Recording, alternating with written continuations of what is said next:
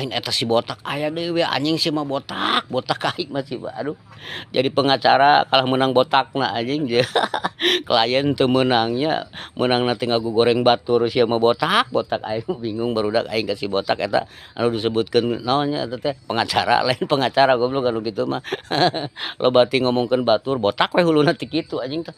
dengekeun ku sia botaknya aing malena naon sia teh sia nyebutkeun kepada di Mulyadi Gubernur Jawa Barat cek sia anjing dah nyebutkan cenah lamun aya musibah teh gubernur konten mah bahagia cek saha anjing justru aduh aing mah bahagiana naon cenah bahagia manehna bisa nyieun konten jeung asa manehna anu jelema anu bageur anu sok ngabantu aduh aya deui nya teh sia mah koplok sia mah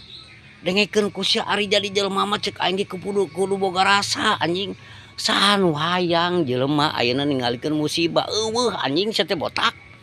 musibah hirup mati eta mah urusan anu maha kawasa lain urusan jelema anjing sia teh hayang seuri sakapung mah kasih botak eta anjing teh sia ari sia aduh bingung juga nanti ya si botak mah aya nu mere duit saking teu boga duit meureun manehna teh hayo we ngacoblak si anjing mah dengekeun ku sia nya dengekeun botaknya aing malena naon ngopi anjing jadi lamun ngopi mah dengekeun jadi jelema